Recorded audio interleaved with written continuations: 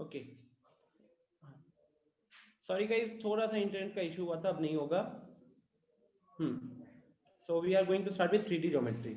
अच्छा, 3D geometry word से आप समझ सकते हो, सबसे पहले इसका बहुत ज्यादा रिलेशन जो है वो लास्ट ईयर जो अपने स्ट्रेट लाइंस किए थे ना, उस स्ट्रेट लाइंस के ऊपर बहुत ज्यादा बेस्ड है।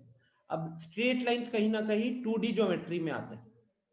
अब वहां पे आपने बहुत सारे कॉन्सेप्ट सीखे थे, जैसे कि कोई भी लाइन अगर हमको एक प्लेन पे रिप्रेजेंट करना है तो हमको दो कोऑर्डिनेट्स चाहिए होंगे उसके। दो लाइंस अगर पैरेलल है तो कंडीशन क्या होता है, दो लाइंस अगर परपेंडिकुलर है तो कंडीशन क्या होता है।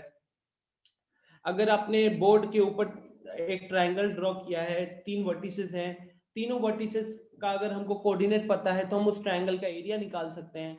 अब मान के चलो कि अगर मैंने वो सारी चीजें स्पेस में बात की, ठीक है, हवा में, हवा में मतलब ऐसा नहीं कि मैं मजाक कर रहा हूँ, स्पेस में, तो ये 3D ज्योमेट्री। तो अब क्या होगा कि क्या हम किसी लाइन को या कोई ऑब्जेक्ट को स्पेस में कैसे उसे हम आइडेंटिफाई करेंगे। बिकॉज आप समझ सकते हो कि जैसे फोन हो गया, ठीक है, तो फोन एक 3D ऑब्जेक्ट है, इसका हाइट है, इसका ब्रेथ है, इसका फिर लेंथ है। तो ऐसे केस में 2D, जैसे हम खाली इसको 2 डायमेंशनल ऑब्जेक्ट्स नहीं है, ये सारे 3 डायमेंशनल ऑब्जेक्ट्स है। तो 2D में हमने जो भी चीजें सीखी हुई है उसके हेल्प से हम इनको रिप्रेजेंट नहीं कर पाएंगे, इनके ऊपर हम कुछ प्रोसेसेस नहीं कर पाएंगे। तो उन सारी चीजों के लिए हमको 3D ज्योमेट्री की जरूरत पड़ती है, बेसिक सी चीज, ठीक है। अब जैसे सबसे पहले अगर बात करें तो coordinates of a point in space, कोई भी पॉइंट जो कि स्पेस में लाई करता है। अब यहाँ पे जो क्यूबॉइड बनाया गया है ना, प्लीज ट्राई टू अंडरस्टैंड ये क्यूबॉइड कैसे बना है। ऑलरेडी छोटा सा डिस्कशन वेक्टर्स में भी कर चुके हैं। दिस पॉइंट, ये पॉइंट स्पेस में है, ठीक है। ये आप देख सकते हो यहाँ पे ये एक्स एक्सिस है, this is our X axis and this is our Y axis, then this is our Z axis. अब एक्स वाई जेड हमेशा क्या रहते हैं, एक राइट हैंड सिस्टम फॉलो करते हैं। मतलब दोनों कोई भी दो उठाओगे एक्सिस तो वो एक दूसरे के साथ परपेंडिकुलर होते हैं। या ऐसे कह सकते हैं कि अगर हम एक्स एक्सिस से वाई एक्सिस की तरफ जा रहे हैं एंटी क्लॉकवाइज डायरेक्शन में, अगर हम अपने हाथों को फोल्ड कर रहे हैं, ठीक है, तो उस केस में जो आपका थंब का डायरेक्शन होगा वो थंब का डायरेक्शन आपको जेड एक्सिस का डायरेक्शन दे देगा, ठीक है। अगर हम पॉजिटिव एक्स से पॉजिटिव वाई की तरफ जा रहे हैं एंटी क्लॉकवाइज डायरेक्शन में, अगर हम अपने फिंगर्स को रोल कर रहे हैं तो उस केस में जो हमारा थंब का डायरेक्शन होगा that will give you the direction of the Z axis. Now ये जो आपको प्लेन दिख रहा है ना, आर क्यू ओ सी, ध्यान से डायग्राम को देखो, आर क्यू ओ सी बोलूंगा, आर क्यू सी ओ रहेगा actually, R Q C O. So this is a plane or you can say this is a surface. Plane नहीं समझ में आ रहा है, सरफेस तो समझ में आ रहा है। ये किस पे सरफेस है, this is a surface in X Y axis, this is a surface in X Y axis, ठीक है। आर क्यू सी ओ, अच्छा आर क्यू सी ओ, हाँ सॉरी सॉरी सॉरी, ओ सी को सी ओ ही तो लिखेंगे यहाँ पे, आर क्यू सी ओ, ठीक है। तो ये प्लेन किस में है अभी, ये एक्स वाई एक्सिस में प्लेन है, ठीक है, ये एक्स वाई एक्सिस में प्लेन है। सिमिलरली ये देख सकते हो आर एस ए ओ, ये कहां पे प्लेन है, तो ये वाई जेड के ऊपर मानो बोर्ड लगा है, वाई जेड एक्सिस के ऊपर एक सरफेस है। और ये ओ सी बी है, ये एक्स जेड के ऊपर एक एक्सिस है। यहां पे अगर मैं बात करूं ना तो ये एंगल 90 डिग्री है, ये एक्स एक्सिस हो गया, ये जेड एक्सिस हो गया, तो इनके बीच में 90 डिग्री का एंगल होगा। सिमिलरली ये एक्स एक्सिस वाई एक्सिस है, इनके बीच में 90 डिग्री का एंगल होगा। यहाँ पे आपका वाई एक्सिस और जेड एक्सिस है, इनके बीच में अगेन 90 डिग्री का एंगल होगा, ठीक है। अब ये जो पॉइंट है पी, आप समझो कि पहले आप ओरिजिन में खड़े थे, ठीक है, ये पॉइंट पी, पी में वो देखना है। तो मान के चलो कि आप ओरिजिन पे खड़े थे और पहले आप ओ से लेके सी तक मूव किए, ओ से लेके सी तक मूव किए, तो ओ से लेके सी तक आपने x यूनिट्स मूव किया, ठीक है, ओ से लेके सी तक आपने x यूनिट्स मूव किया। उसके बाद आप सी से क्यू की तरफ जा रहे हो, तो जब आप सी से क्यू की तरफ जा रहे हो तो आपने y यूनिट्स मूव किया है, ओ से सी x यूनिट्स, सी से क्यू y यूनिट्स।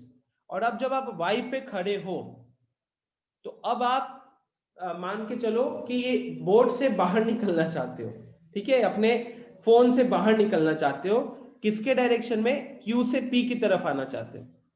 तो अब ये Q से जो P हुआ ना, ये मूवमेंट है along the Z axis. Q से लेके जो P है, ये जो है ना, ये Z एक्सिस के पैरेलल में आप मूवमेंट कर रहे हो। Q से लेके जो P है, ये Z एक्सिस के अलोंग मूवमेंट कर रहे हो। जैसे कि O से लेके C था, ये कहने के लिए स्ट्रेट फॉरवर्ड कह सकते थे हम, X एक्सिस के ऊपर ही हमने वॉक किया। फिर C से लेके Q जो था, ये देख सकते हो आप Y एक्सिस के पैरेलल मूवमेंट किया हमने, Y एक्सिस के पैरेलल मूवमेंट किया। और अब Q से लेके P जो है, ये जो है ये Z एक्सिस के पैरेलल हम मूव कर रहे हैं, ठीक है।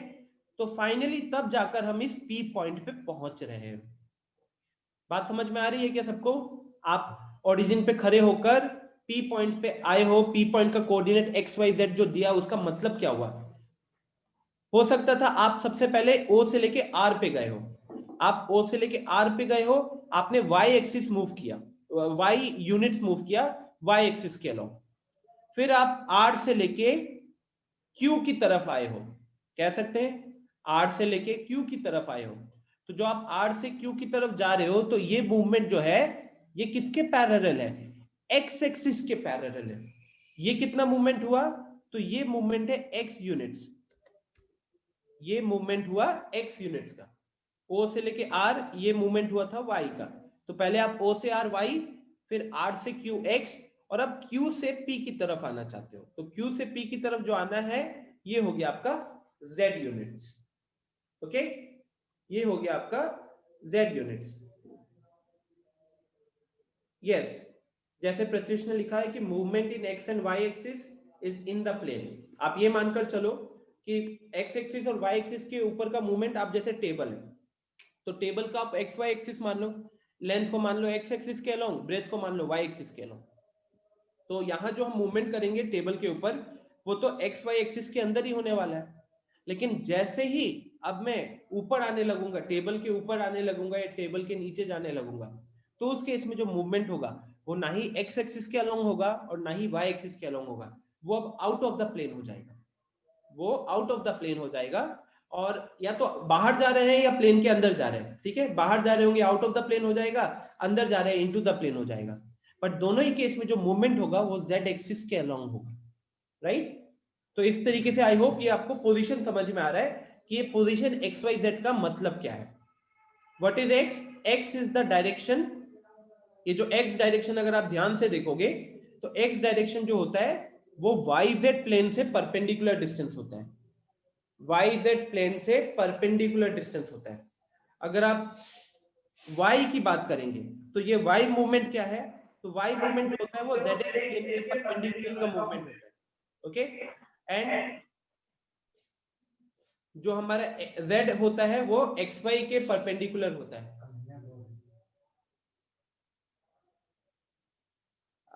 अच्छा गाइस, एक राकेश जी पूछ रहे हैं कि ये दो कन्हैया कैसे है?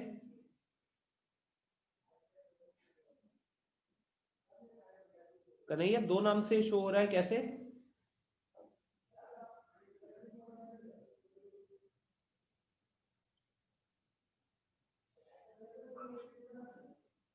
दो कन्हैया तो है नहीं ना, कौन है ये?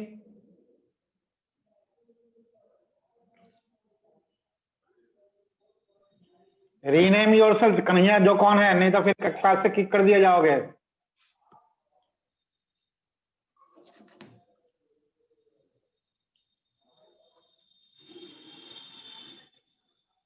एक काम करो तो कन्हैया, कैसे ये मतलब कौन है यार, ये कोई स्टूडेंट ही अपना? कन्हैया बताना लास्ट व्हाट्सएप पे आपने मैसेज मुझे कितने बजे भेजा था? अभी पता चल जाएगा, मैं दूसरे वाले को किक कर दूंगा। बताओ जल्दी, फोन में व्हाट्सएप खोलो, बताओ कि लास्ट मैसेज कितने बजे का टाइम दिखा रहा है। जल्दी करो यार, टाइम वेस्ट मत करना। हाँ हाँ, पहले नंबर से, जिस नंबर से भी भेजे थे, बस वो टाइम बताओ।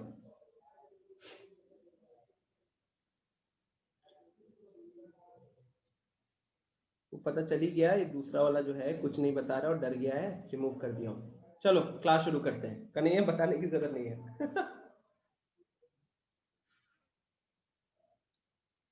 हर्ष, Q से लेके O, Q से लेके O जो होगा वो आपका Z एक्सिस नहीं होगा। Q से लेके जो O वाला पार्ट है वो आपका Z एक्सिस नहीं हो सकता।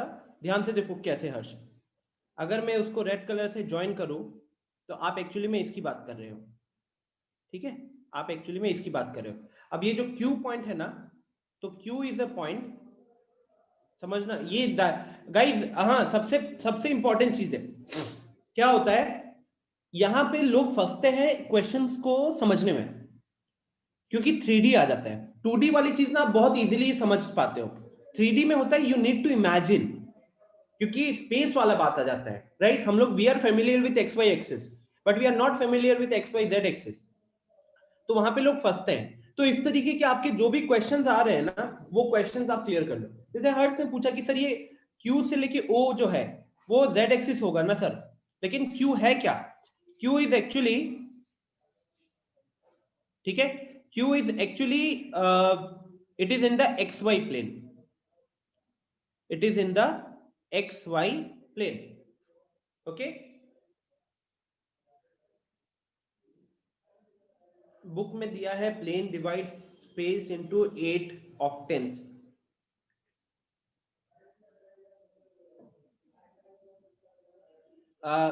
गौरव आई थिंक आप वो कह रहे हो दो प्लेन से एक दूसरे के साथ परपेंडिकुलर जो हो रहा है, वो वाली चीज है क्या?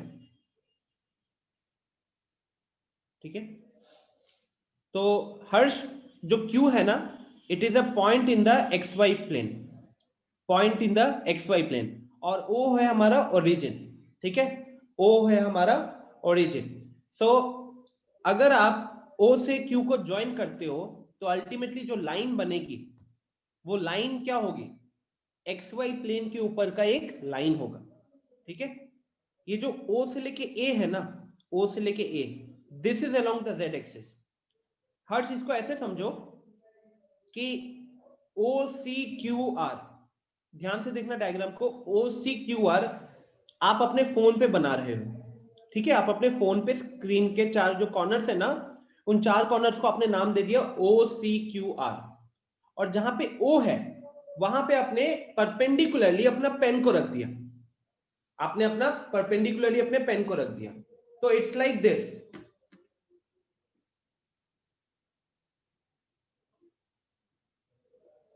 अगर बात करें हम तो ये कुछ ऐसा हो जाएगा, मैं कह रहा हूं कि OCQR, मान लो कि यहाँ पे ओरिजिन है, तो आप यहाँ पे परपेंडिकुलर अपना पेन को रख रहे हो, तो अभी क्यूबॉइड जैसा एक शेप बनेगा ना, तो ये प्लेन, तब ये Z एक्सिस होगा, ये Z एक्सिस होगा, ये पूरा चीज XY प्लेन होगी, ओके।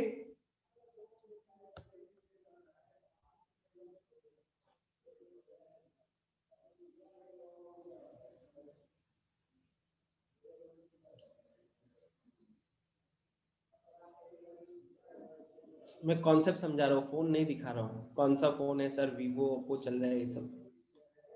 हाँ, तो अच्छा, सो फाइनली अब यहाँ पे भी वो थोड़ा सा वेक्टर आ रहा है कि if we assume I cap J cap and K cap unit vectors along O X O Y and O Z, तो इस पॉइंट पी का पोजीशन वेक्टर क्या हो जाएगा? पोजीशन वेक्टर हो जाएगा X I cap plus Y J cap plus Z K cap. अब ये रिप्रेजेंटेशन तो हमने ऑलरेडी वेक्टर्स में पढ़ रखा है, राइट। और अगर हम सीधा ज्योमेट्री के टर्म्स में बात करें, 3D ज्योमेट्री में, तो आप इससे भी रिप्रेजेंट कर सकते हो, राइट। आपको पता है कि अगर हमारे पास पॉइंट का अगर रिप्रेजेंटेशन दिया हुआ है तो x कोऑर्डिनेट के साथ आई कैप लगा देते हैं, y कोऑर्डिनेट के साथ जे कैप लगा देते हैं, और z कोऑर्डिनेट के साथ हम के कैप लगा देते हैं, और हम उस पॉइंट का पोजीशन वेक्टर बता देते हैं उसके कोऑर्डिनेट्स के हेल्प से, उसके कोऑर्डिनेट्स के हेल्प से, राइट। अच्छा, इसी पे एक छोटा सा चीज है, इसी पे एक छोटा सा चीज है कि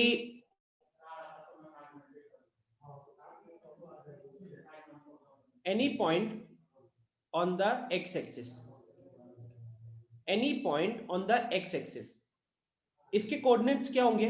अब गाइस जैसे 2D में क्या होता था, 2D में मान लो एक्स वाई एक्सिस का बात करता हूं, तो अगर कोई भी पॉइंट एक्स एक्सिस के ऊपर लाई करता था तो उसका वाई कोऑर्डिनेट 0 होता था, वाई कोऑर्डिनेट 0 होता था। तो सिमिलरली यहां पे मान लो कोई भी पॉइंट अगर एक्स एक्सिस के ऊपर लाई कर रहा है तो उसका एक्स कोऑर्डिनेट का तो कुछ वैल्यू होगा, लेकिन उसका वाई कोऑर्डिनेट और जेड कोऑर्डिनेट दोनों के दोनों क्या होंगे, 0 होंगे, दोनों के दोनों 0 होंगे, ठीक है। तो ठीक इसी तरीके से any point on the Y axis, तो आपको पता चलना चाहिए कि वाई एक्सिस वाले केस में क्या होगा, x 0 होगा, z 0 होगा, और जो बीच वाला है y वाला उसकी कुछ वैल्यू होगी। सिमिलरली z एक्सिस की बात करें तो उसमें पहला दोनों कोऑर्डिनेट्स x और y वाले कोऑर्डिनेट 0 होंगे और z कोऑर्डिनेट मान लो गामा ये रहेगा, ठीक है। अब ये बात कर रहा हूं मैं एक्स वाई मतलब एक्सिस के ऊपर अगर कोई पॉइंट है, एक्सिस के ऊपर अगर कोई पॉइंट है, मान लो ये आपका 3 हो गया, 4, any point on the X Y plane, क्योंकि अब आपको ना जहां पे भी आप किसी भी पॉइंट का कोऑर्डिनेट्स लिखोगे ना तो आपको 3D में लिखना है, मतलब उसके 3 कोऑर्डिनेट्स आपको लिखने पड़ेंगे। तो any point on the X Y plane, अब आप समझ सकते हो कि कोई भी पॉइंट अगर होगा जो कि एक्स वाई प्लेन के ऊपर लाई कर रहा है, उस केस में उसके कोऑर्डिनेट्स क्या होंगे, उसका एक्स कोऑर्डिनेट होगा, उसका वाई कोऑर्डिनेट होगा, लेकिन उसका जेड कोऑर्डिनेट 0 रहेगा, ठीक है। Similarly any point on the Y Z plane, अब वाई जेड प्लेन में पता चल जाएगा आपको कि एक्स नहीं है, एक्स नहीं है तो उसका एक्स कोऑर्डिनेट 0 होगा, y एक्सिस प्रेजेंट होगा एंड z एक्सिस प्रेजेंट होगा, z कोऑर्डिनेट प्रेजेंट होगा, ठीक है। बेसिक चीज थी, बट अब इतना ध्यान में रखो कि आप जहां पे भी लिखोगे आपको 3 कोऑर्डिनेट्स लिखने पड़ेंगे, क्लियर, 3 कोऑर्डिनेट्स लिखने पड़ेंगे।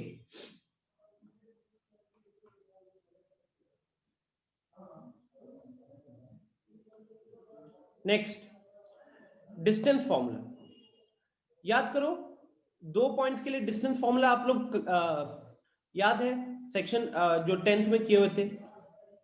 अब यहां पे अगर वही 2 पॉइंट्स की जगह पे अगर मैं आपको बोल दूं कि एक P पॉइंट है जिसके कोऑर्डिनेट्स है x1, y1, z1, और Q पॉइंट है जिसके कोऑर्डिनेट्स हैं x2, y2, z2, x2, y2, z2, तो इस केस में अगर हम PQ कैलकुलेट करना चाहते हैं, इस केस में अगर हम PQ कैलकुलेट करना चाहते हैं, PQ का डिस्टेंस, ठीक है, हम वेक्टर की बात नहीं कर रहे अभी, PQ डिस्टेंस कैलकुलेट करना चाहते हैं, तो ये आपको पता है कहीं ना कहीं थोड़ा सा वेक्टर्स में हमने 2 पॉइंट के बीच का वेक्टर निकालने के लिए जो कॉन्सेप्ट यूज किया था, उसके बाद हम उस वेक्टर का मॉडुलस कैलकुलेट करते थे ना, तो यहाँ पे simply distance formula of 2 points भी वही चीज है कि 2 पॉइंट्स का अगर डिस्टेंस कैलकुलेट करना है और पॉइंट्स हमारे 3D में है, मतलब दोनों के दोनों पॉइंट स्पेस में है, तो उस केस में क्या हो जाएगा आपका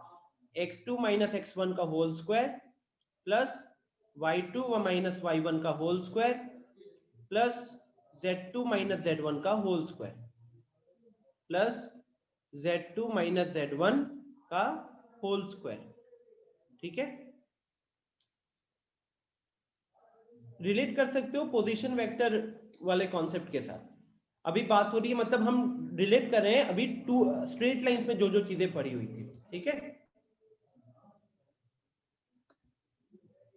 अब जैसे आप स्ट्रेट लाइंस में याद करो, इवन मैं बात करूं 10th का, तो 10th का जो कोऑर्डिनेट ज्योमेट्री होता था, आप उसमें पहला डिस्टेंस फॉर्मूला पढ़ते थे, उसके बाद आप पढ़ते थे सेक्शन फॉर्मूला, तो यहां पे भी सेक्शन फॉर्मूला रहता है, ठीक है। सेम मतलब डेरिवेशन वगैरह में हम अपना टाइम नहीं स्पेंड करेंगे, स्ट्रेट फॉरवर्ड उस पॉइंट पे आते हैं, जैसे कि section formula of a point, वहां पे सेक्शन फॉर्मूला हम किस लिए यूज करते थे?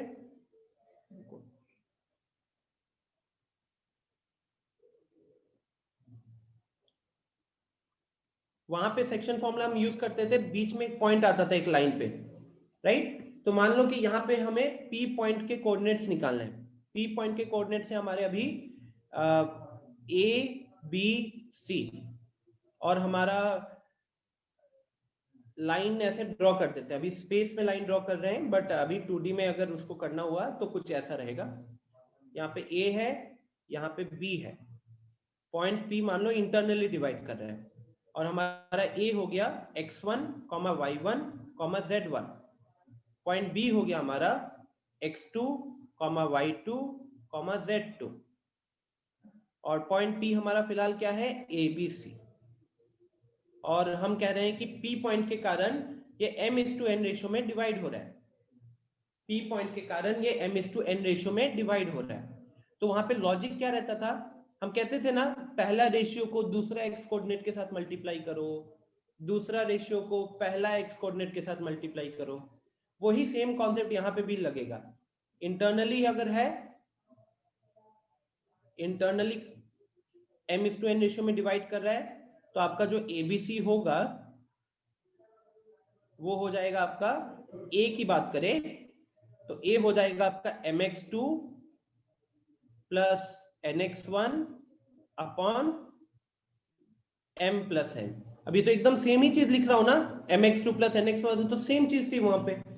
Similarly my2 plus ny1 upon m plus n, again ये एकदम सेम चीज है।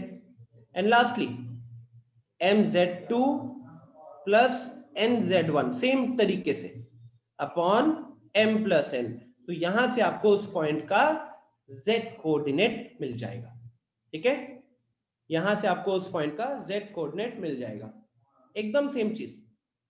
अब ये इंटरनली था, एक्सटर्नली में क्या होता था? तो बस मैं एक्सटर्नली को ऐसे ब्लू कलर से लिख रहा हूं, और ऊपर के फॉर्मूला में चेंज बस कहां आता है? तो ये प्लस के जगह पे यहां माइनस आ जाएगा, यहां प्लस की जगह पे माइनस आ जाएगा, ये प्लस की जगह माइनस, इस प्लस की जगह माइनस, यहां माइनस एंड यहां माइनस, जैसे कि वहां पे होता था, ठीक है? तो अगर P पॉइंट एक्सटर्नली डिवाइड कर रहा है AB को m/n रेशियो में, तो उस केस में आपका ये अप्रोच रहेगा, बस माइनस हो जाएगा, राइट? याद करो, इंटरनली पढ़ाते थे, एक्सटर्नली पढ़ाते थे, और उसके बाद बात करते थे मिड पॉइंट का, उसके बाद बात करते थे मिड पॉइंट का। तो मिड पॉइंट वाला कॉन्सेप्ट में हम क्या बोलते थे 10th में? कि it's a special case of internal division, right? It's a special case of internal division where m is equal to n। Mid point है तो भाई बराबर रेशियो में डिवाइड करेगा, तो m और n दोनों की वैल्यू सेम हो जाती थी, सेम हो जाती थी, तो m अपॉन n करते हैं तो 1 आ जाता था कहने के लिए, राइट? तो हम इसको 1 ले लेते थे। तो उस केस में आपका जो कोऑर्डिनेट्स होगा, उस केस में जो आपके कोऑर्डिनेट्स होंगे मिड पॉइंट के, वहां पे क्या हो जाता था? x कोऑर्डिनेट का एवरेज, y कोऑर्डिनेट का एवरेज एंड z कोऑर्डिनेट का एवरेज। वही सेम चीज यहाँ पे भी, x1 plus x2 upon 2, then y1 plus y2 upon 2, and then z1 plus z2 upon 2, ठीक है?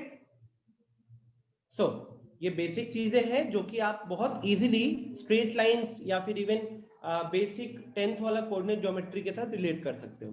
वहां पे ये सारे फॉर्मूलाज 2 डायमेंशनल ऑब्जेक्ट के अकॉर्डिंग थे, अब हमारे पास ये सेम फॉर्मूलाज 3 डायमेंशनल ऑब्जेक्ट में है। एंड हमें कोई भी नई चीज याद रखना नहीं है, पैटर्न याद है कि किस तरीके से फॉर्मूला लगता था, तो वही चीजें दोबारा यहाँ पे फिट हो रही हैं। कोई भी पॉइंट अगर एक्स एक्सिस पे लाई कर रहा है, तो अब आपको 3 कोऑर्डिनेट्स के टर्म में बताना है, तो उसके y और z 0 हो जाएंगे। x y प्लेन पे है, मतलब z प्लेन नहीं है, तो z प्लेन नहीं है तो उसका z कोऑर्डिनेट 0 हो जाएगा। फिर आता है डिस्टेंस फॉर्मूला एंड फिर आपका सेक्शन फॉर्मूला। ठीक है, यहां तक तो आई थिंक किसी को भी दिक्कत नहीं होनी चाहिए, it is going very easy. अब आते हैं अपन डायरेक्शन कोसाइन पे। ऑलरेडी हमने डायरेक्शन कोसाइन और डायरेक्शन रेशियो पढ़ा हुआ है, लेकिन एक मिनट मैं दिखा दूं, यहाँ पे दोबारा जो चैप्टर है, थोड़ा पहले निकल गया, 210।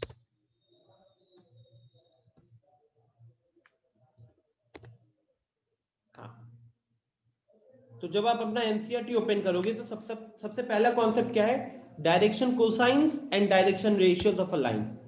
और सिर्फ इसी कॉन्सेप्ट के ऊपर, और फिर है direction cosine of a line passing through 2 points, मतलब अगेन डायरेक्शन कोसाइन के ऊपर बेस्ड है। और सिर्फ इसी कॉन्सेप्ट के ऊपर आपका पहला एक्सरसाइज भी आ जाता है। ठीक है, इसी कॉन्सेप्ट के ऊपर पहला एक्सरसाइज आ जाता है। तो आप समझ सकते हो कि एनसीईआरटी ने सिर्फ इस डायरेक्शन कोसाइन और डायरेक्शन रेशियो वाले कॉन्सेप्ट को कितना इंपॉर्टेंस दिया। छोटा सा कॉन्सेप्ट है, वेक्टर्स में ऑलरेडी कहीं ना कहीं पढ़ चुके हैं, यहाँ पे दोबारा एक बार देखेंगे। और इसके ऊपर एक एक्सरसाइज दे दिया, क्योंकि इसका बहुत ज्यादा यूज होता है आगे एक्सरसाइज, आगे मतलब आगे चैप्टर में इसका बहुत ज्यादा यूज होता है। ठीक है,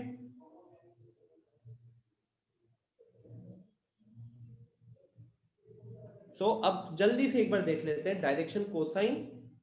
आपको पता ही होगा वैसे, direction cosine and direction ratio of a line. अब आप समझ सकते हो कि ये लाइन किस में होगा, लाइन होगा स्पेस में।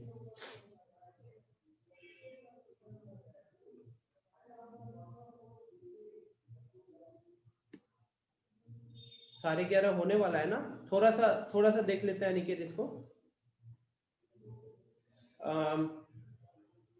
अच्छा, सबसे पहली चीज गाइस, हमने वेक्टर्स में डायरेक्शन वेक्टर पढ़ा हुआ है, सॉरी, वेक्टर में डायरेक्शन एंगल पढ़ा हुआ था।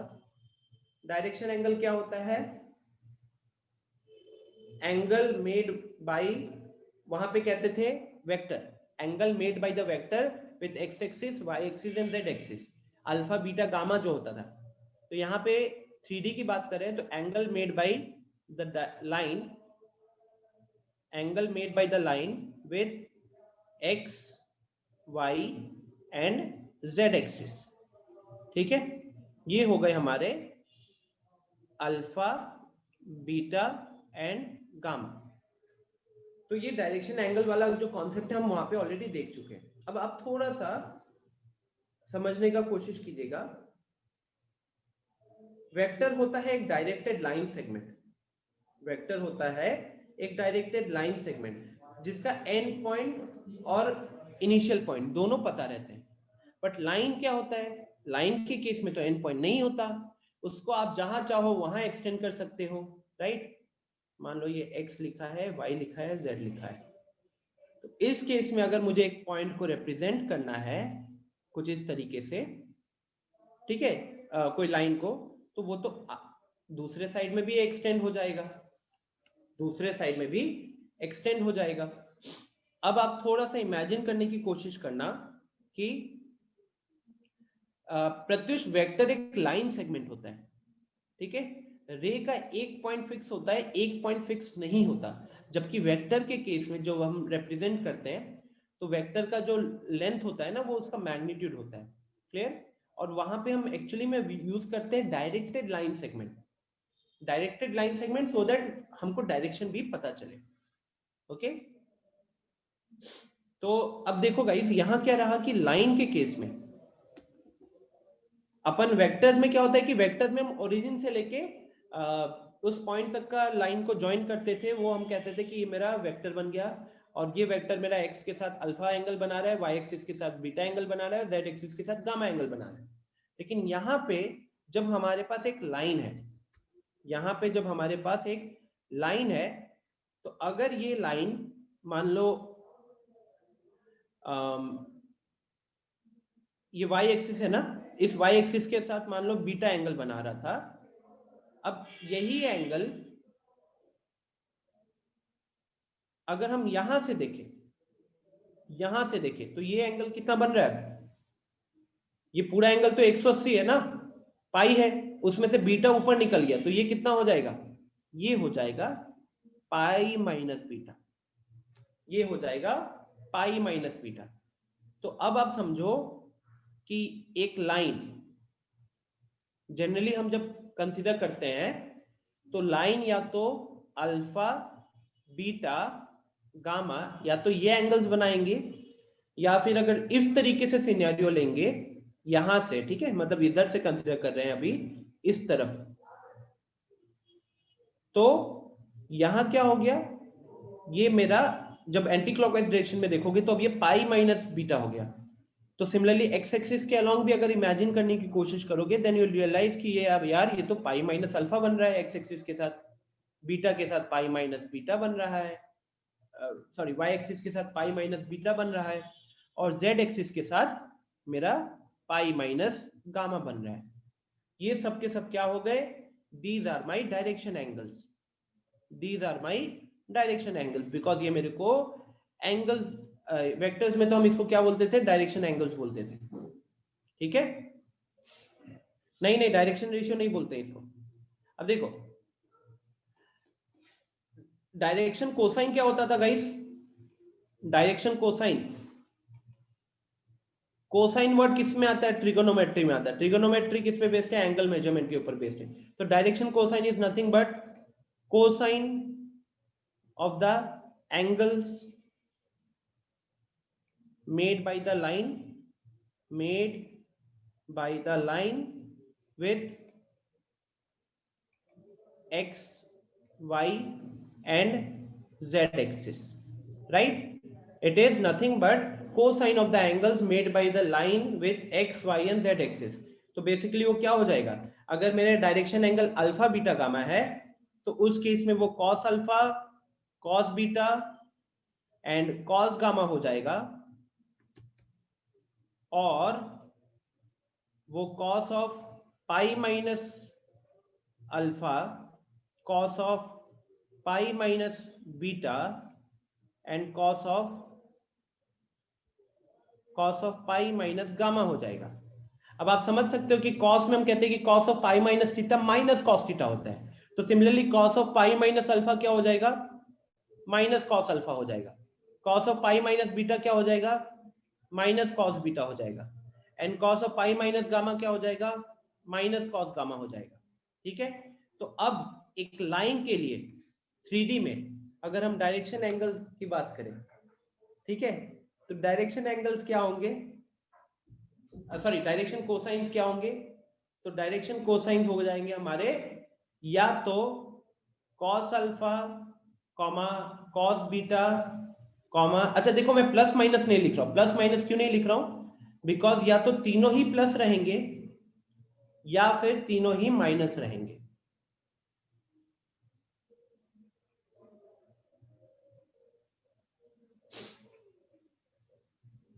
ठीक है।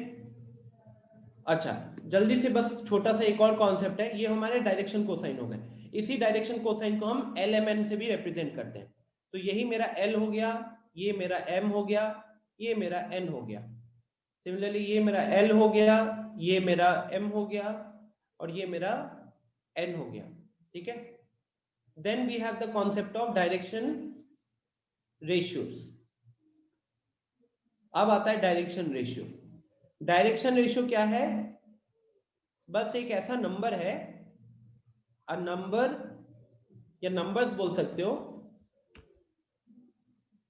numbers proportional to direction cosines, numbers proportional to direction cosine,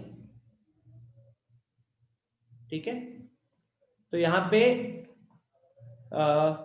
it's like पहला एक्स एक्सिस वाला डायरेक्शन कोसाइन है L और उसके लिए डायरेक्शन रेशियो है A, तो A अपॉन L का जो वैल्यू होगा वो B अपॉन M, B हो गया आपका डायरेक्शन रेशियो y के अलोंग और m हो गया आपका direction cosine, similarly c upon n, ये तीनों के तीनों वैल्यू होंगे कांस्टेंट, क्योंकि डायरेक्शन रेशियो क्या होता है, they are numbers which are proportional to the direction cosines.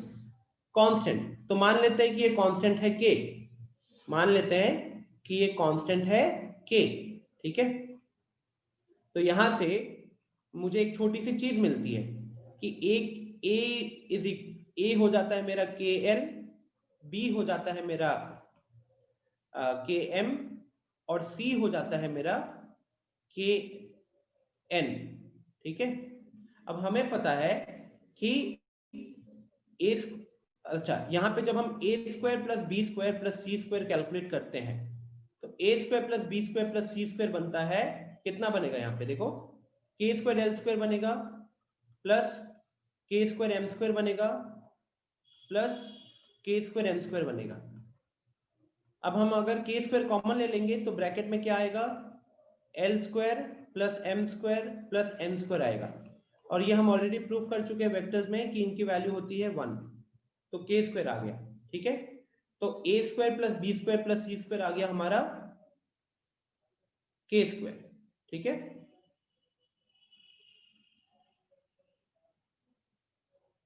कैसे हट गया Gaurav angle between two lines, हम उस लाइन का वैसे एक्सिस के साथ, एक्स एक्सिस के साथ एंगल की बात कर रहे हैं,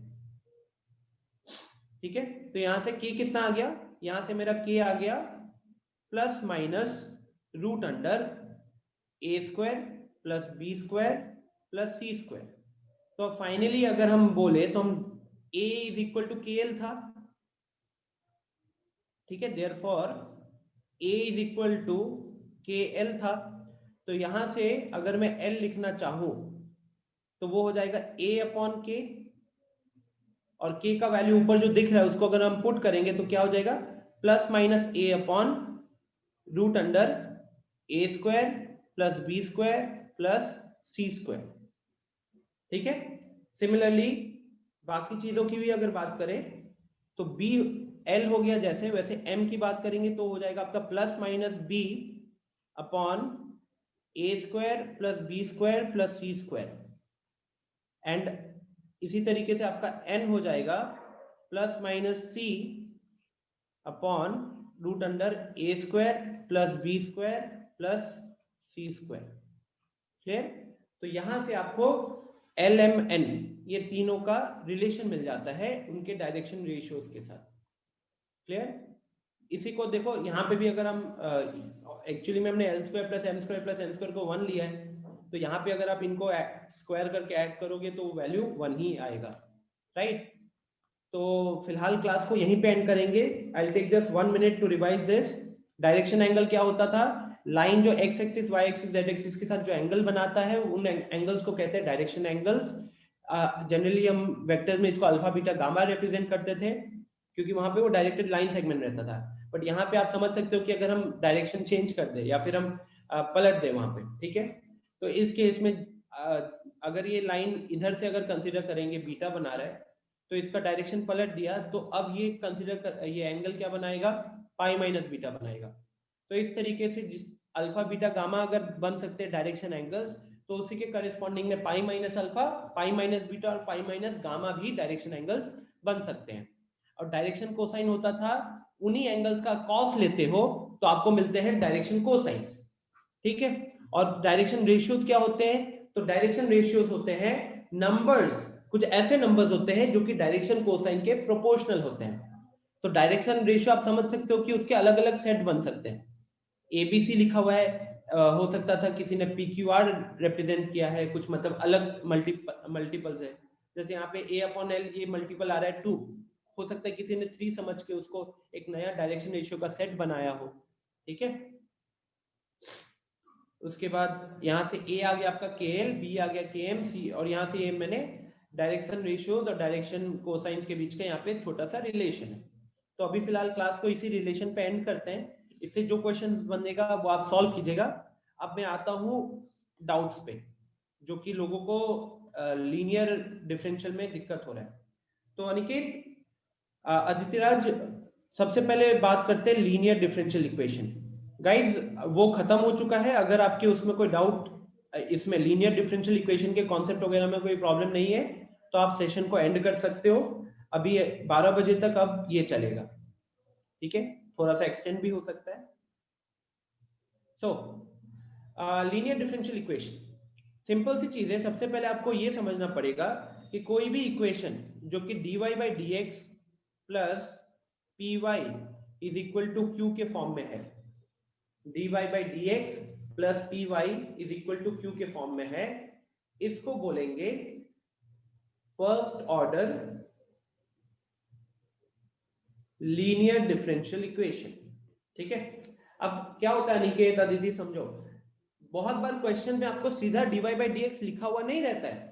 आप सॉल्व करते हो तो आपने देखा होगा कि कुछ जगहों पे dx अलग मल्टीप्लाई रहता है, dy अलग मल्टीप्लाई रहता है, तो उस केस में आपको पहले dy by dx का एक्सप्रेशन लेकर आना है।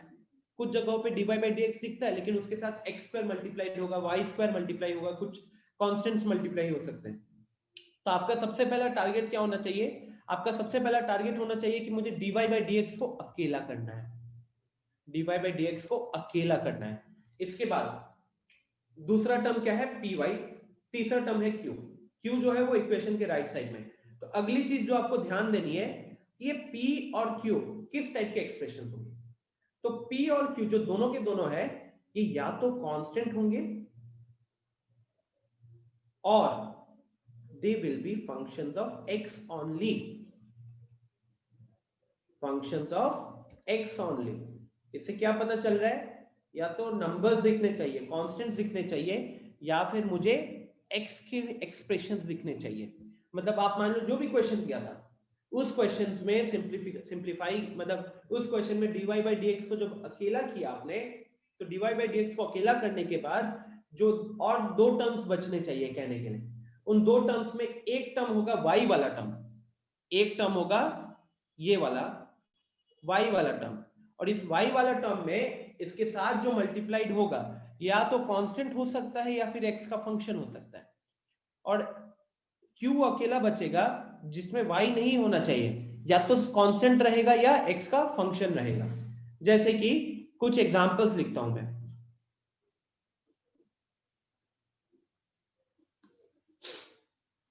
एग्जांपल्स, मान लो कि आपने सॉल्व किया और आपको मिल रहा है x dy by dx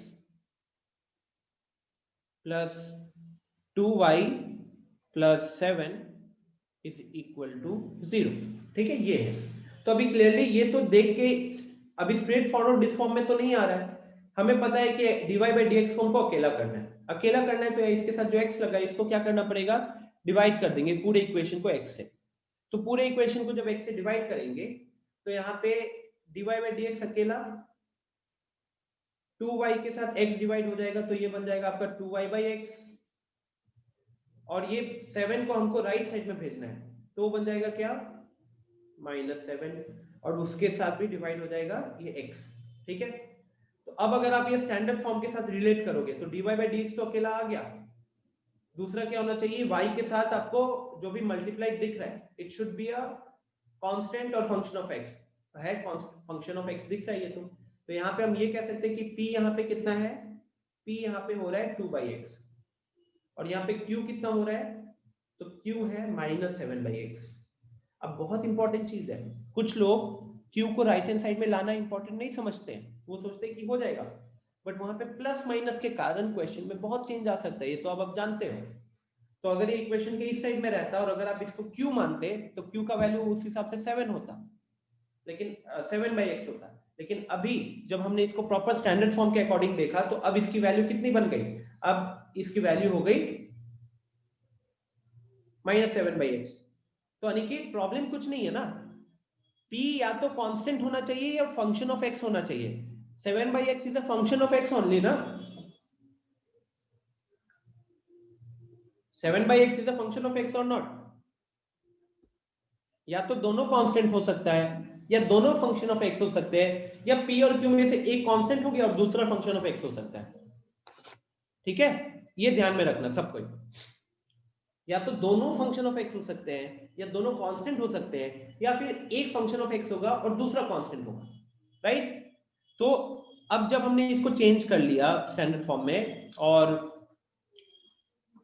ठीक है, जब आपने इसको जो भी इक्वेशन दिया हुआ है उस इक्वेशन को आपने लिख लिया, dy by dx plus py is equal to q के फॉर्म में। और आपने पहचान लिया कि यहाँ पे p और q जो है या तो कांस्टेंट होने चाहिए या फिर फंक्शन ऑफ x होने चाहिए। जब आपने ये पहचान लिया तो आपको दो स्टेप्स फॉलो करने होते हैं। पहला स्टेप तो यही कह सकते हो कि हम इक्वेशन को सिंप्लीफाई करके dy by dx बनाएंगे। सबसे पहले तो आपको if निकालना है। if को बोलते हैं इंटीग्रेटिंग फैक्टर।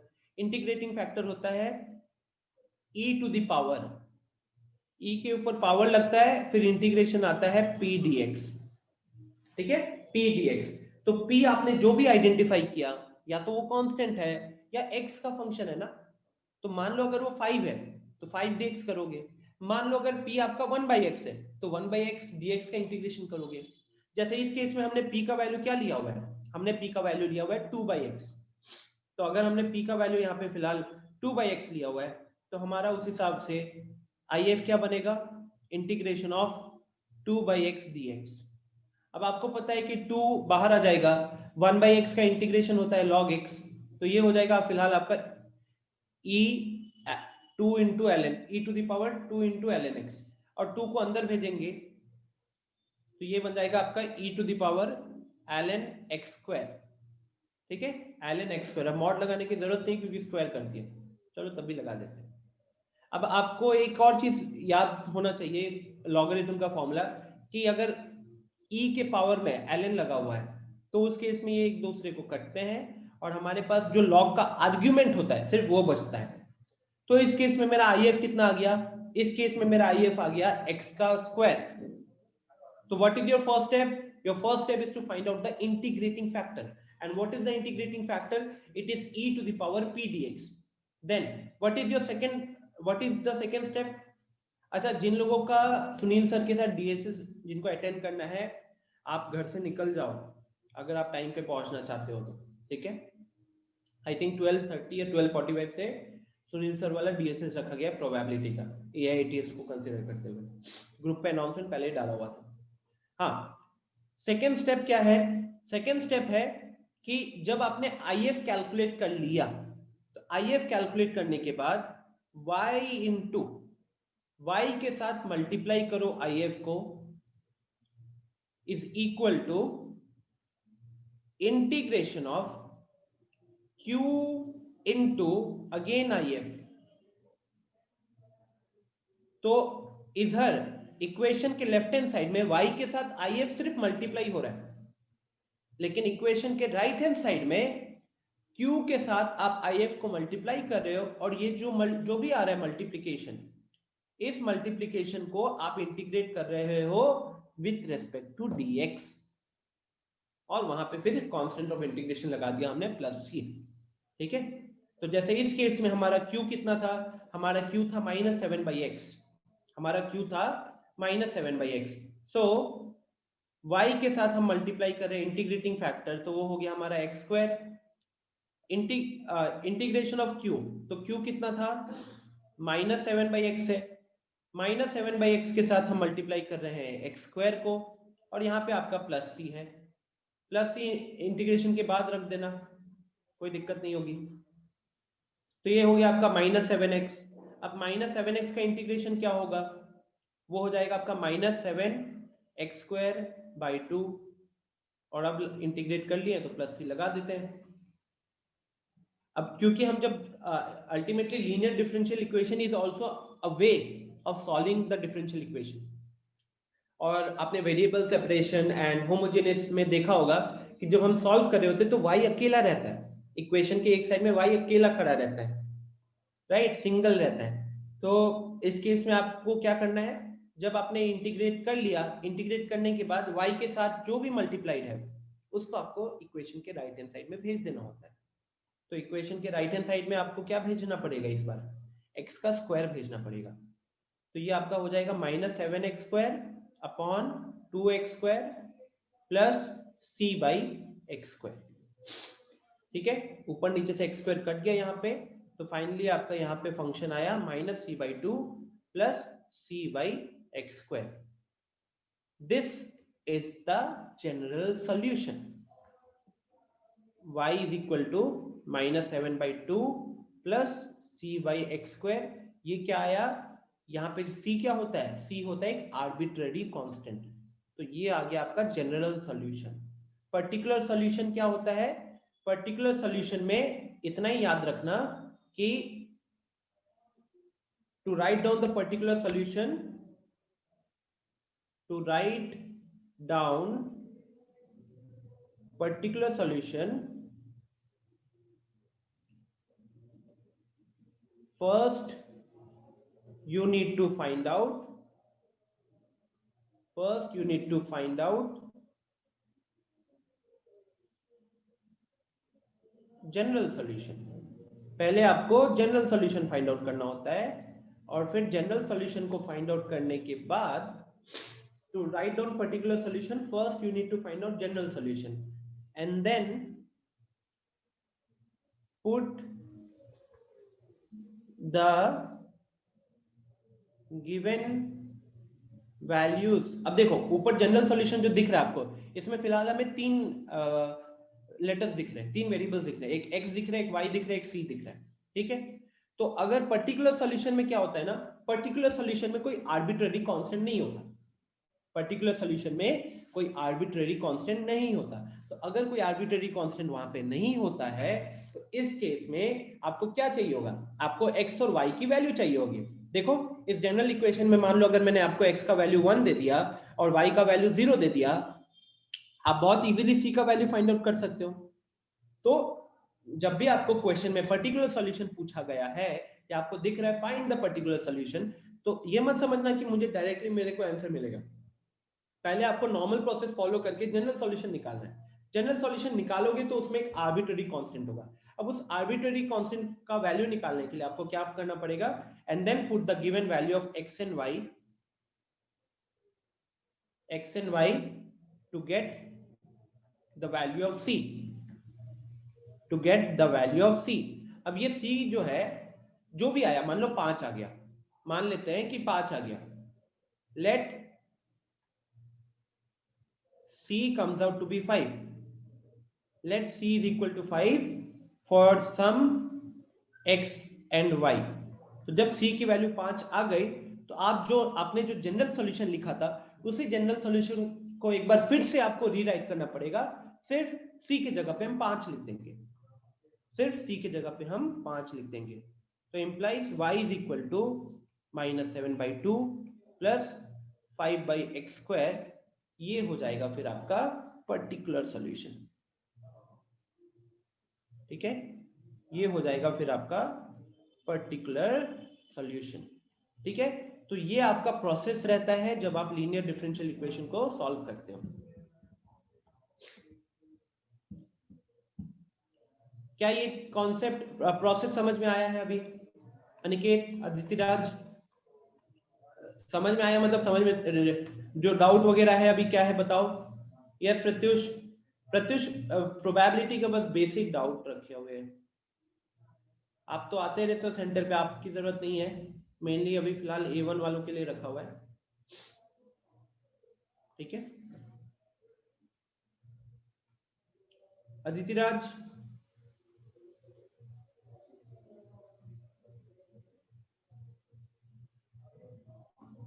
प्रोसेस क्लियर है अभी माइंड में?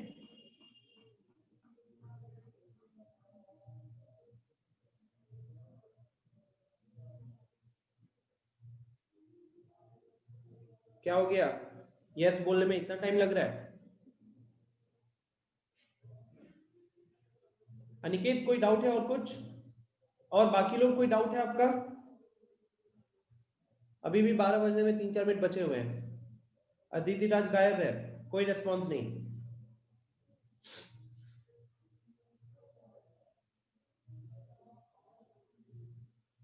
कन्हैया, अंकित, प्रीति, रूपाली, शुभम,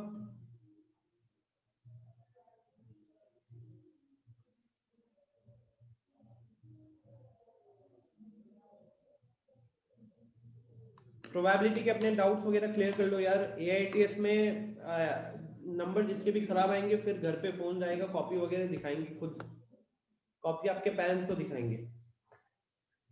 वेरिएबल सेपरेशन, अच्छा ठीक है गाइस, वेरिएबल सेपरेशन मेथड जानना चाहता है एक स्टूडेंट?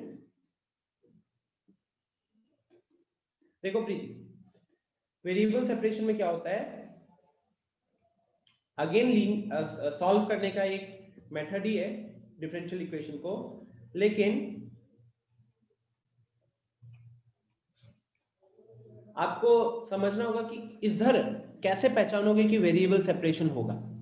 तो आपको सबसे पहले तो डिफरेंशियल इक्वेशन मिलेगा, मतलब dy बाई dx रहेगा, और राइट हैंड साइड में, लेफ्ट हैंड साइड में मान लो पूरा सिंप्लीफाई कर लिया आपने, पूरा सिंप्लीफिकेशन करने के बाद आपका dy बाई dx अकेला खड़ा है इक्वेशन के एक साइड में, और दूसरे साइड में आपके पास x का फंक्शन दिख रहा है, x का फंक्शन दिख रहा है और y का फंक्शन दिख रहा है, लेकिन दोनों मल्टीप्लिकेशन में दिख रहे हैं।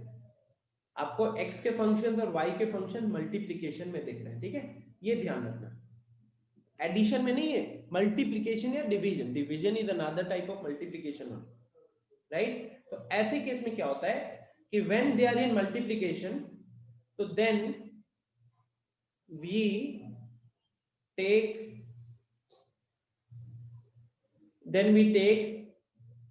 function of y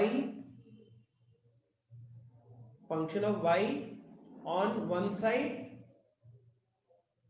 तो ये मतलब क्वेश्चन आया, सिंप्लीफाई किया आपने, सिंप्लीफाई करने के बाद dy बाई dx एक जगह पे है और दूसरी जगह पे आपके पास x और y के एक्सप्रेशन मल्टीप्लाइड दिख रहे हैं। तो उसमें से क्या होता है ना कि हम अब ऐसा रहता है क्वेश्चन कि आप चाहो तो सिर्फ y को इक्वेशन के दूसरे साइड भेज सकते हो, या आप चाहो तो x का पूरा एक्सप्रेशन जो होगा उसको इक्वेशन के दूसरे साइड भेज सकते हो। तो यहाँ पे मैं ये लिख रहा हूँ कि then we take function of y on one side and function of x on other side. जैसे यहाँ की अगर बात करें तो हमें तो अल्टीमेटली इंटीग्रेशन ही परफॉर्म करना है, वेरिएबल सेपरेट किया तो सेपरेट करने के बाद तो इंटीग्रेशन परफॉर्म करना है। तो हम क्या करते हैं कि dy हमारा लेफ्ट हैंड साइड का न्यूमरेटर में है, तो हम dy के डिनोमिनेटर में डाल देते हैं, डिनोमिनेटर में डाल देते हैं मतलब नहीं है, मतलब dy हमारे को लेफ्ट हैंड साइड के न्यूमरेटर में दिख रहा है, तो हम जो भी y का एक्सप्रेशन है उसको क्रॉस मल्टीप्लाई करके लेफ्ट हैंड साइड में ले आएंगे, और जो हमने क्रॉस मल्टीप्लाई किया तो dx जो है वो हमारे को इक्वेशन के राइट हैंड साइड में हम सेंड करना चाहते हैं, क्योंकि इंटीग्रेशन जब परफॉर्म करते हो ना विद रिस्पेक्ट टू x या विद रिस्पेक्ट टू y, तो जो आपका इंटीग्रेटिंग एलिमेंट होता है, जो dx या dy इंटीग्रेटिंग एलिमेंट जो होता है वो डिनोमिनेटर में नहीं होता। हम आपसे कभी भी ये नहीं पूछते कि बताओ integration of x by dx क्या होता है, हम हमेशा पूछते हैं इंटीग्रेशन x dx क्या होता है, राइट। तो इसीलिए हम इस dx को क्रॉस मल्टीप्लाई कर देते हैं, और dx के साथ क्या रहेगा, dx न्यूमरेटर में गया राइट हैंड साइड में, तो राइट हैंड साइड में ही आपका फंक्शन रहना चाहिए x का, तो राइट हैंड साइड में ही आपका फंक्शन रहना चाहिए x का। तो जो मैंने अभी फिलहाल जो एक्सप्रेशन लिया है उस एक्सप्रेशन के अकॉर्डिंग आपको ये करना पड़ेगा, ठीक है। और फिर आप करोगे इंटीग्रेशन, लगा दिया इंटीग्रेशन का साइन। मान लो एक सिंपल सा एग्जांपल ले रहा हूं, पूरा सिंप्लीफिकेशन वगैरह करने के बाद हमने देखा कि dy बाई dx एक जगह पे आ गया और ये कुछ बन रहा है x स्क्वायर बाई वाई, ठीक है, ये बन रहा है x स्क्वायर बाई वाई। तो यहाँ पे आप क्या करोगे, dy न्यूमरेटर में है तो हम y वाला फंक्शन को उधर भेज देंगे, तो ये आपका बन जाएगा y dy, और x स्क्वायर dx को हम क्रॉस मल्टीप्लाई करेंगे राइट हैंड साइड में, तो ये बन जाएगा आपका x स्क्वायर dx, ये बन जाएगा आपका x स्क्वायर dx, और फिर हम करेंगे इंटीग्रेशन, ठीक है।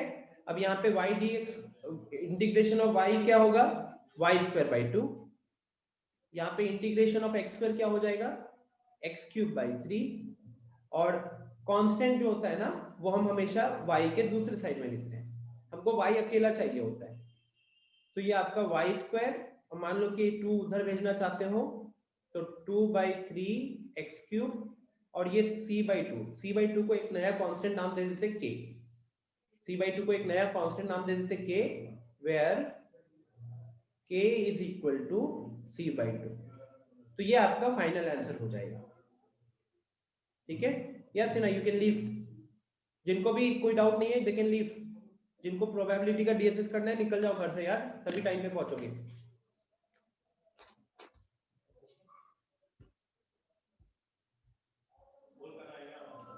प्रीति, क्या ये चीज क्लियर है? अच्छा, sorry, it's not c/2, it is 2c. It's not c/2 because we have taken the number from left hand side and send it to the right hand side, na? So this will be 2c. Yeah. Preeti, process समझ में आ रहा है क्या?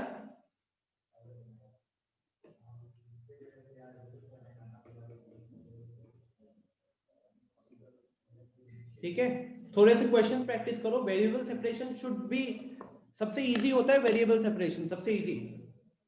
और वो दिखना चाहिए कि x और y मल्टीप्लाइड. आप चाहो जब आपको ये दिखने लग जाए ना कि यार मैं यहां से तो x को पूरा का पूरा x वाला टर्म एक्सप्रेशन को मैं दूसरे साइड भेज सकता हूं, या पूरा का पूरा y का एक्सप्रेशन को मैं दूसरे साइड भेज सकता हूं, देन यू विल रियलाइज कि यार इन दैट केस तो I should go for variable separation. अच्छा, एक और चीज है गाइस, टेस्ट में हमारे टॉपिक्स जो है, जो आपका AITS है उसके टॉपिक्स है, ये तो आप सबको पता ही है, area under curve, differential equation and probability. अब एरिया अंडर कर्व और डिफरेंशियल इक्वेशन जो है ना, दोनों में इंटीग्रेशन की जरूरत पड़ती है, और मेनली इनडेफिनिट इंटीग्रेशन. ठीक है, मेनली इनडेफिनिट इंटीग्रेशन. तो कहीं ना कहीं आपको चैप्टर 1 का एक्सरसाइज 7.1 से लेके कह सकते हो 7.7 तक, वो ऑलमोस्ट सारा पार्ट आपको पता होना चाहिए. हर जगह फॉर्मूलाज पता होने चाहिए. कहीं पे बाई पार्ट्स लगाना पड़ सकता है, कहीं पे पार्शियल फ्रैक्शन लगाना पड़ सकता है. पार्शियल फ्रैक्शन तो वैसे जनरली नहीं लगाना पड़ा, लेकिन एरिया अंडर कर्व में सारे जो फॉर्मूलाज थे ना, जितने भी सारे यूज होते हैं.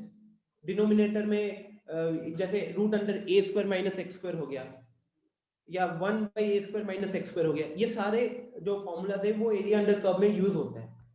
तो उनको रिवाइज करना आपको बहुत जरूरी होगा. ठीक है, ठीक है. और कुछ तो नहीं लग रहा है किसी का, तो I will end the session here only then.